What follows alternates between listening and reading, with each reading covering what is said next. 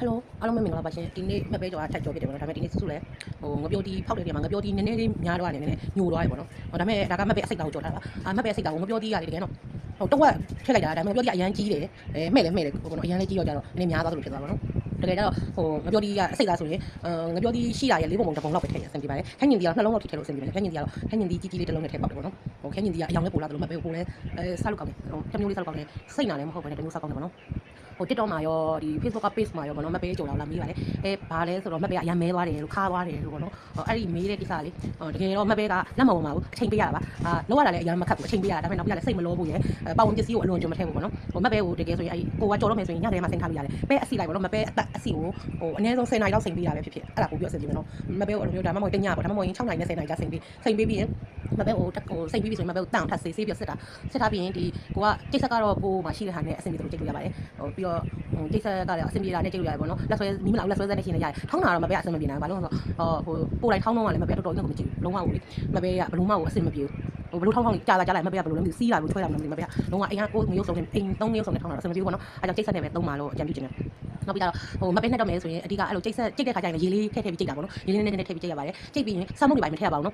ပဲစိမ့်မုတ်ပေါ့နော်အစိတ်သားဆိုရင်လက်ဖက်စားစုံလေးပေါ့နော်တေးသေးလေးနဲ့အဲ့လိုမျိုးမောက်ပဲစိမ့်မုတ်နှစ်စုံလောက်ထည့်ပါတယ်ပဲစိမ့်မုတ်ထည့်တယ်ခိုင်းညင်တီထည့်တယ်ငပြောတီထည့်တယ်ကြက်သားမုတ်ထည့်တယ်ပေါ့နော်တချို့ကအချုံမုတ်တော့ချုံမုတ်ကလည်းထည့်လို့ရပါတယ်ဒါပေမဲ့စုစုကမတုံးတော့ထည့်လိုက်ပေါ့နော်ဒါတော့လုံးဝ skip လုပ်လိုက်တယ်ပေါ့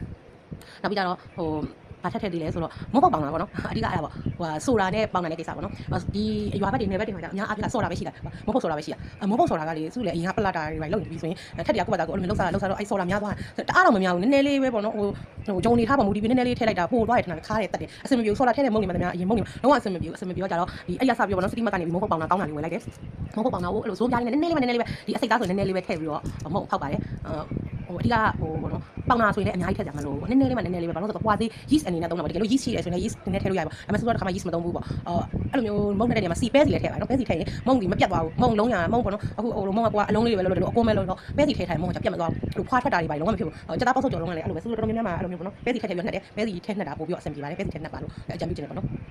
ပြီးတော့မီးအပြင်းနဲ့ကြော်လို့မရပါဘူးစစချင်းမပဲကြော်မယ်ဆိုရင်မီးအေးလေးနဲ့ပဲကြော်ပါကြော်ပြီးကြော်ရင်းနဲ့မှနည်းနည်းလေးပဲမီးတင်ပါမီးလုံးဝပြင်းလို့မရပါဘူးမီးပြင်းရင်လည်းပို့ပြီးတော့မှတ်ပြမဲသွားပါတယ်မီးကလည်းပေါ့အဓိကကြားတဲ့အချက်တွေပါသွားပါရှင်အဲကြောင့်မပဲကြော်ရင်လည်းမီးရမှပြင်းမှနေလို့နောက်ပြီးရင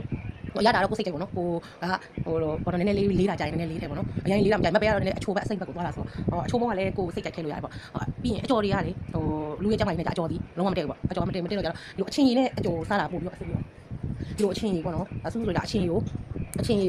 ထညက်ရဲ့တပိုးထညက်ရဲ့မကြီးသီးမဲ့အဟောင်းနဲ့လောက်ထားပါတော့မကြီးသီးမဲ့အဟောင်းကပိုးချင်းတယ်မကြီးသီးမဲ့အဟောင်းရဲ့ဂျင်းကျက်သွမျိုးနည်းနည်းမြင့်ရဲ့ဟိုဒါထောင်းပြီးတော့ဖြော်ထားတာပါစက်သားမှုထည့်ပါလိမ့်ရှင်နောက်ပြီးတော့ငါးငံပြားကြီးဖြစ်ပစုံငံပြားဖြစ်နည်းနည်းလေးထည့်ရင်အချင်းကြီးငံပြားကြီးထဲမှာပိုမွေးပါတယ်ငံပြားကြီးမထည့်ဘူးဘာလို့လဲဆိုတော့ငံပြားလုံးမကြိုက်တော့ငံပြားမကြိုက်တော့ငံပြားကြီးပါတာတော်တော်များများစကစ်လုပ်တယ်ပေါ့ဒါပေမဲ့အချင်းကြီးမှာတော့ငံပြားကြီးပါမှာပိုကောင်းပါလိမ့်ရှင်အဲ့လိုမျိုးပေါ့နော်ချင်းကြီးကိုဒီလိုမျိုးဖြော်ထားတယ်ဖြော်ထားပြီးရင်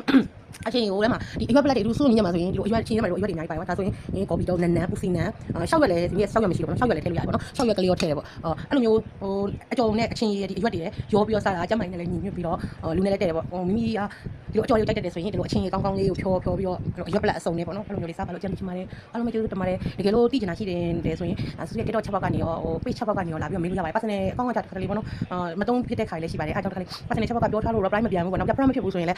ဒီစာတွေကရောက်မလာဘူးပေါ့နော်အားကြောင့်ဆူရဲ့ page မှာရဲ့ပြီးတော့TikTok ချက်ပေါက်မှာလာပြီးတော့မေးလို့ရပါတယ်ကျေးဇူးများတင်ပါတယ်ရှင်